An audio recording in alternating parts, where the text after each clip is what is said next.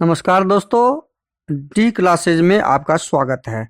आज हम रीजनिंग के प्रैक्टिस सेट 49 देखेंगे। इसमें रीजनिंग के 20 इंपॉर्टेंट प्रश्न हैं। यदि आप एसएससी, रेलवे या किसी भी स्टेट एग्जाम की तैयारी कर रहे हैं तो ये प्रैक्टिस सेट आपके लिए काफ़ी इंपॉर्टेंट है, क्योंकि इस प्रैक्टिस सेट में जो प्रश्न दिए गए हैं उसी टाइप के प्रश्न आपके परीक्षा में पूछे जाएंगे। तो चलिए हम शुरू करते हैं प्रश्न संख्या 1 से। प्रश्न संख्या 1 करने से पहले आपसे रिक्वेस्ट है, वीडियो शुरू से अंत तक जरूर देखिए। वीडियो अच्छा लगे तो लाइक और कमेंट कर दीजिए। चैनल पे नए आए हैं तो प्लीज़ चैनल को सब्सक्राइब कर लीजिए। अब आपके सामने है क्वेश्चन नंबर 1 के प्रश्नों को नीचे दिए गए प्रश्न में क्या करना है। नीचे दिए गए प्रश्नों में संबंधित शब्द को चुनना है। संबंधित शब्द समुद्र का किनारा के साथ संबंध स्थापित करते हुए नदी का प्रश्नवाचक चिन्ह के स्थान पे क्या आएगा वो हमें ज्ञात करना है। तो समुद्र का किनारा के साथ समुद्र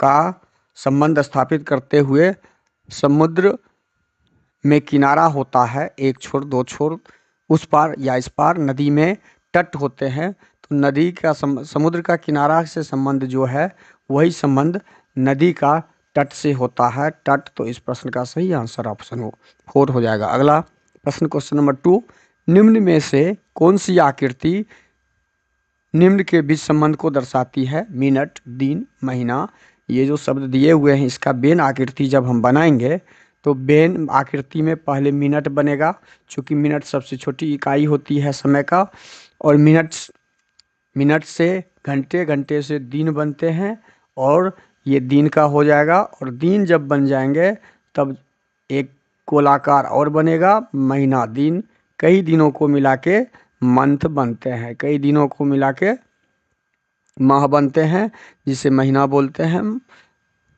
ये हो गया माह का डायग्राम। तो इस प्रकार का डायग्राम हमारा ऑप्शन बी में दिख रहा है, तो ऑप्शन बी आपका सही आंसर हो जाएगा। अगला प्रश्न है क्वेश्चन नंबर 3, नीचे दिए गए प्रश्न में संबंधित संख्या को चुनिए। अब देखिए 45 और 60 का संबंध स्थापित करते हुए 65 और प्रश्नवाचक चिन्ह का स्थान ज्ञात करना है।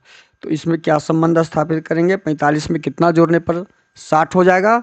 45 में हम यदि 15 जोड़ देते हैं तो 60 हो जाएगा, लेकिन 65 में 15 जोड़ने से क्या इस ऑप्शन आएगा कोई भी। 65 में यदि 15 जोड़ते हैं तो जीरो वाला कोई आएगा, तो 65 5 80 10 90 आएगा, लेकिन ये इसका आंसर नहीं होगा।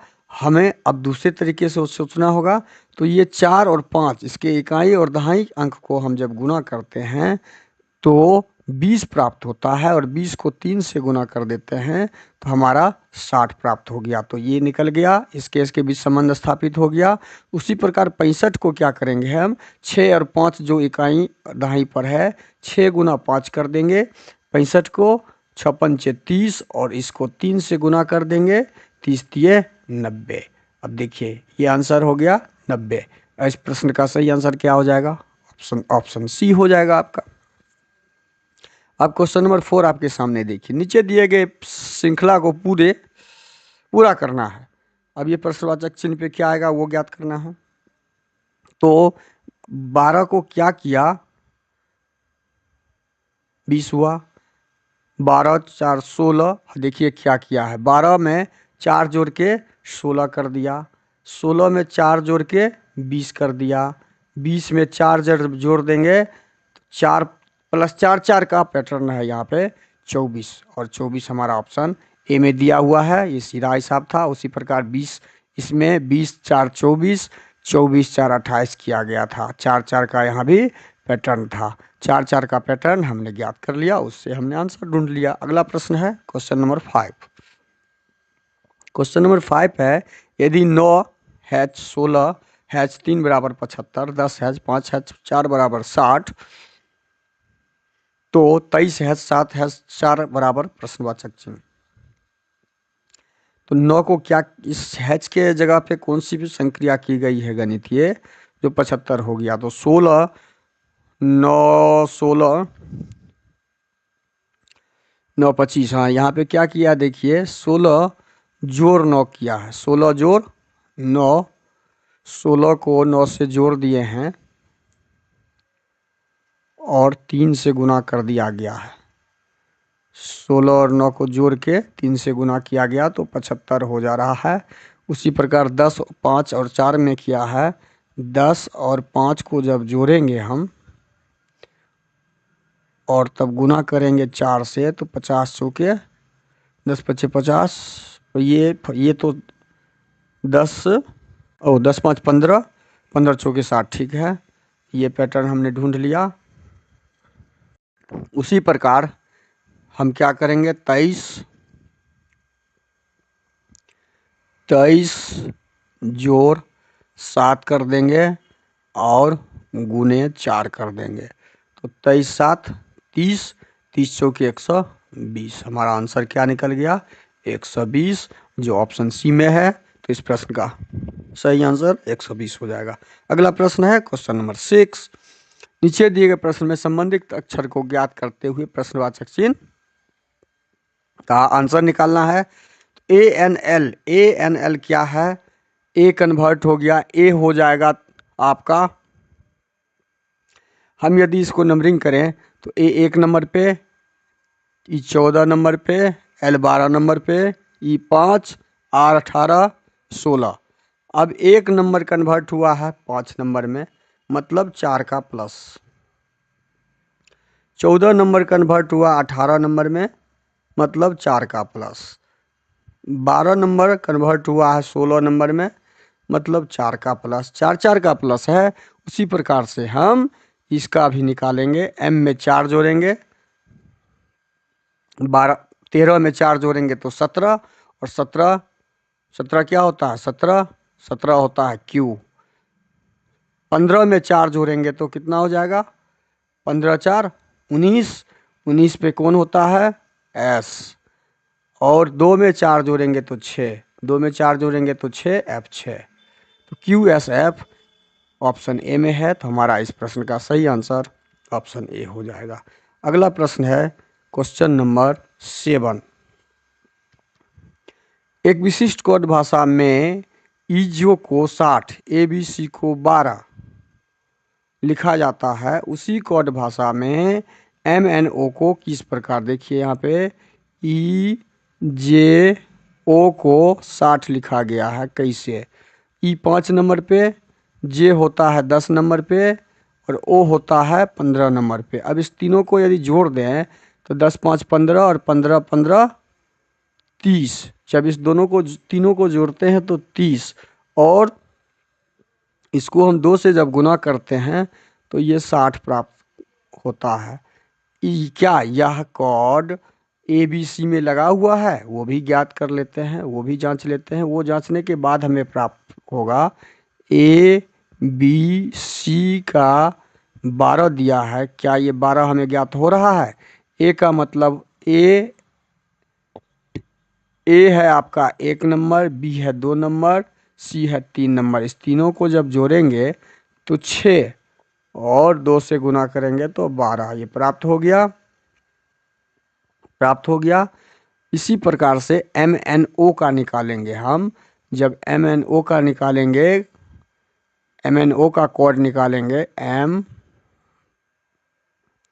MNO का, तो MNO M होता है 13, N 14, O 15। अब इस तीनों को जोड़ते हैं जब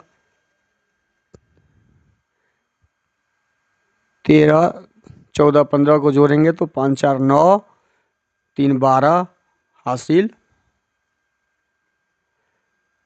1 1 2 3 4 42। तो हमारा आंसर कितना आ गया, 42। 42 और 42 नहीं, 42 में 2 से गुना करेंगे ना, 42 में 2 से गुना करेंगे। जब इसका हम योगफल ज्ञात करेंगे तो 42, और 42 को जब 2 से गुना करेंगे तो 2 दूनी 4, दूनी 8 84। हमारा आंसर ऑप्शन ए हो जाएगा। क्या हो जाएगा ऑप्शन, इस पैटर्न के हिसाब से MNO का कोड 84 हो जाएगा, 84। अगला प्रश्न है क्वेश्चन नंबर 8। निम्न प्रश्नों में दिए गए विकल्पों में से प्रश्नवाचक चिन्ह के स्थान पे क्या आएगा, वो ज्ञात करना है यहाँ पे। अब देखिए, छोटी से बड़ी की तरफ ध्यान रखना है। तो हमें बाएं से दाहिने तरफ जाना है। तो दाहिने से बाइने के लिए 7 9 को गुना करते हैं तो 7 9 63। देखिए इसमें क्या हुआ है, 7 गुने 9 जोड़ 1 कर दिए तो 63 एक 64 हो गया है। इसमें भी वही हुआ है, 5 को 3 से गुना जोड़ 1 कर दिए तो 16 हो गया। तो उसी प्रकार से इसमें भी वही पैटर्न लगेगा, 8 को 4 से गुना और 1 जोड़ देंगे हम तो 8 चौके 32 एक 33। हमारा आंसर इसमें इस हिसाब से 33 आना चाहिए, लेकिन ये आंसर में कहीं नहीं है। तो हम क्या पैटर्न देख रहे हैं, यह पैटर्न यहाँ पे दूसरा पैटर्न हमें ढूंढना होगा। दूसरा पैटर्न क्या लगा हुआ है वो ढूंढिए।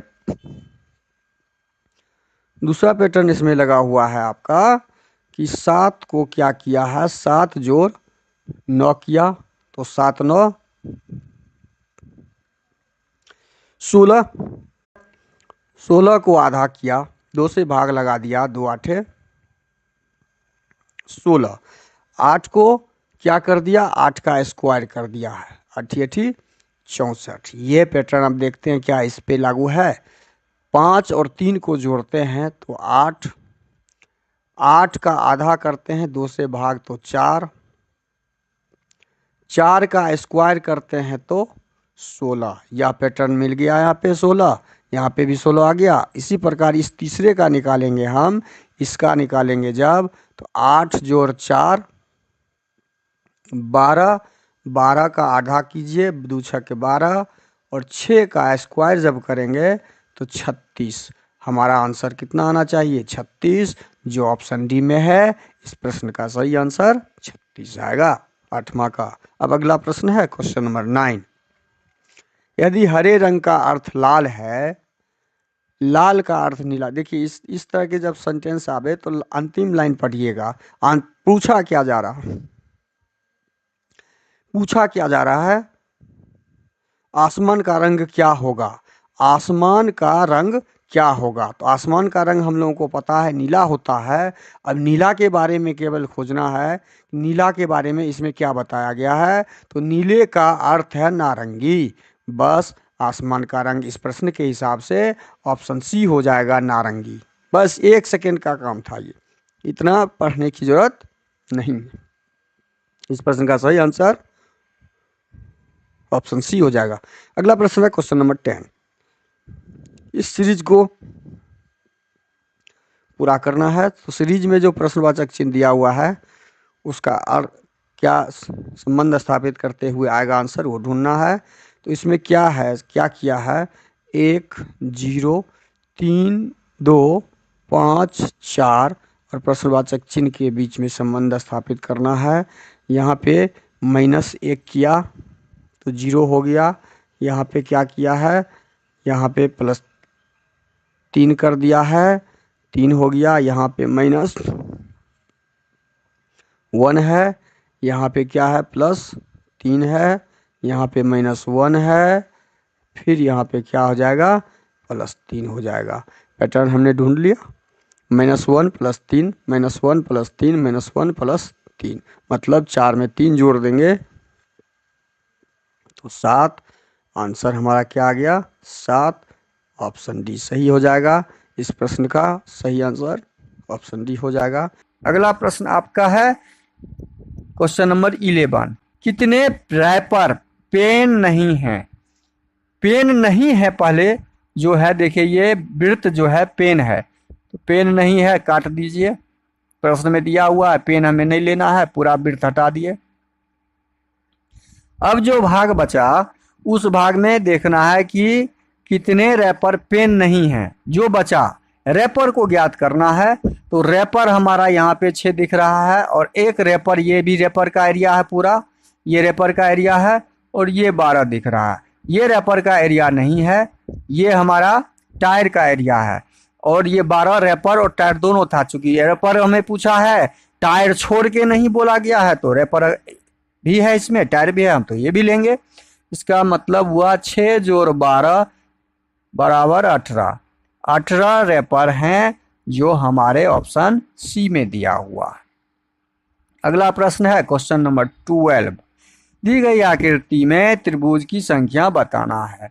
जब इस तरह की आकृति हो तो आकृति के खंड को हम लिख लेते हैं 5 खंड, इसमें 1 2 3 4 5 खंड, इसमें 1 2 3 4 5 खंड, इसमें 1 2 3 4 5 खंड, इसमें 5 खंडों को जोड़ लेंगे। 5 4 9 3 12 13 14 1 15, ये 15 तो ये भी 15, ये भी 15 तो ये भी 15, और सबको जोड़ने से हमें क्या प्राप्त हो रहा है? 15 चौके 60।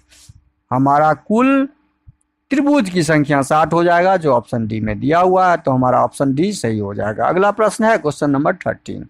सही दर्पण प्रतिबिंब का चयन करें। अब देखिए, सही प्रतिबिंब जब करेंगे तो ए हमारा ऐसे हो जाएगा, यहां से शुरू होगा, एल उल्टा हो जाएगा, ई उल्टा हो जाएगा, ई उल्टा हो जाएगा।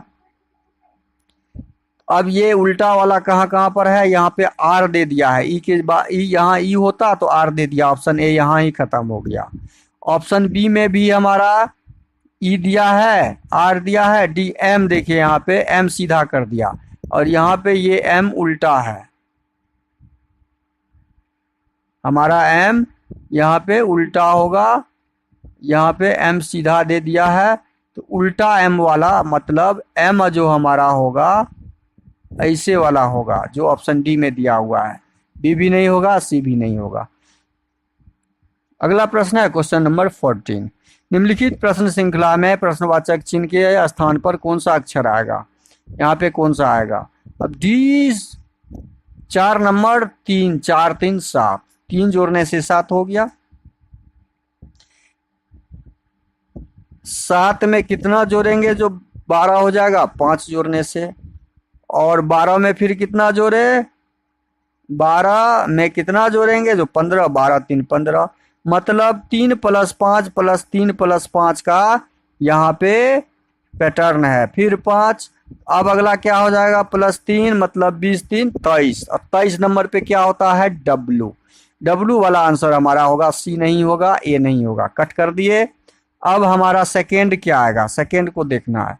सेकेंड में आई 9 नंबर, ओ 9 6 15 नंबर, 6 प्लस है यहाँ पे, 15 6 21, यहाँ 6 प्लस है, 21 6 27, 21 6 27, 6 प्लस है, 1 6 7, 6 प्लस है, 7 6 13, 13 का मतलब एम, डब्ल्यू एम हमारा ऑप्शन डी में दिख रहा है, तो हमारा ऑप्शन डी सही हो जाएगा। अगला प्रश्न है क्वेश्चन नंबर 15। कथन को पढ़िए, निष्कर्ष निकालते हुए आंसर ढूंढना है। कोई ट्रेन स्टार नहीं है। यह ट्रेन है, कोई भी ट्रेन है जो स्टार नहीं है, यह स्टार है। इस दोनों में कोई भी संबंध नहीं है। कथन के अनुसार हमने डायग्राम बना दिया। कुछ स्टार आदमी है, कुछ स्टार जो है, कुछ स्टार का भाग आदमी है, आदमी में है, कुछ स्टार आदमी है, हमने डाल दिया। अब हमें स्टेटमेंट निष्कर्ष देखना है, कथन के अनुसार सही कौन सा है। कुछ आदमी ट्रेन है, आदमी और ट्रेन में कोई संपर्क ही नहीं है, तो कुछ क्यों ट्रेन होगा? ये संपर्क ही नहीं है, कुछ नहीं, कोई नहीं आदमी, कोई ट्रेन आदमी नहीं है, ना कोई आदमी ट्रेन है, तो हमारा निष्कर्ष 1 गलत है। निष्कर्ष 2 देखते हैं। कोई आदमी ट्रेन नहीं है, कोई आदमी ट्रेन नहीं है, ये वास्तव है, सही है, कोई भी आदमी ट्रेन नहीं है। सभी आदमी स्टार हैं, अरे भाई कुछ आदमी ने स्टार में है, ये कुछ से एरिया ना है, सभी आदमी थोड़े हैं यहाँ पर। तो ये स्टेटमेंट, ये निष्कर्ष भी हमारा गलत है। हमारा निष्कर्ष 2 केवल एक अनुसरण करता है, केवल एक अनुसरण करता है, तो हमारा आंसर क्या हो जाएगा? ऑप्शन ए हो जाएगा।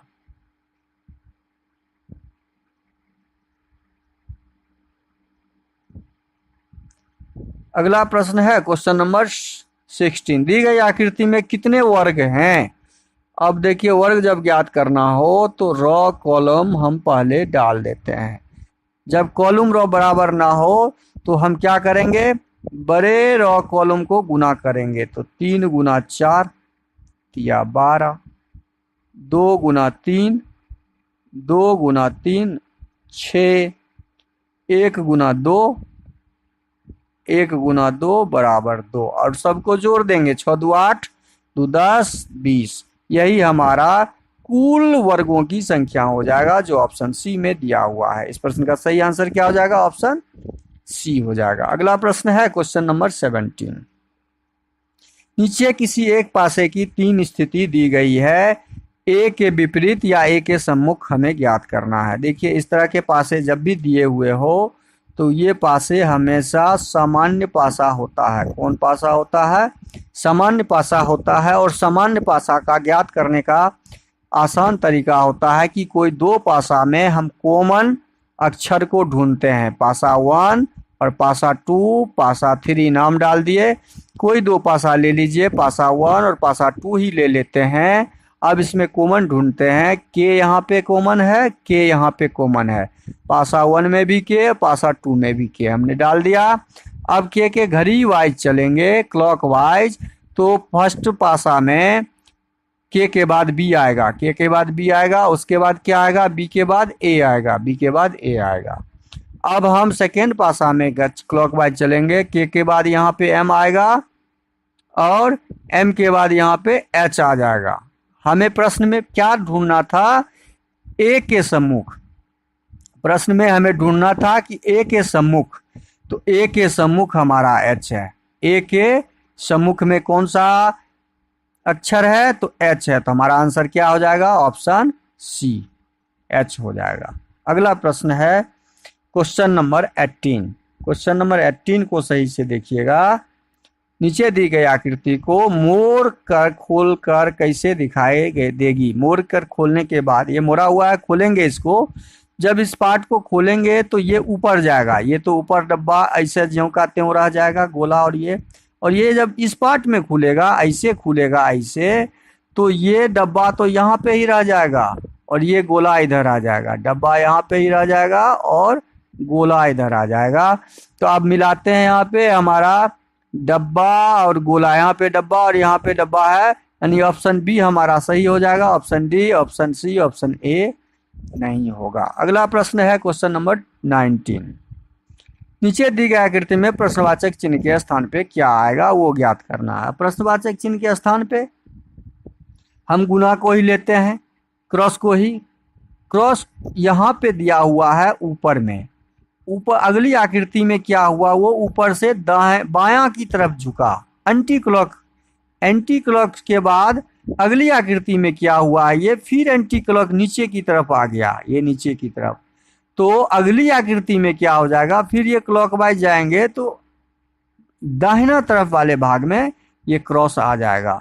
और दाहिना तरफ भाग में केवल बी में ही दिया हुआ है, तो हमारा बी आंसर सही हो जाएगा। ऑप्शन डी, ऑप्शन सी और ऑप्शन ए नहीं होगा।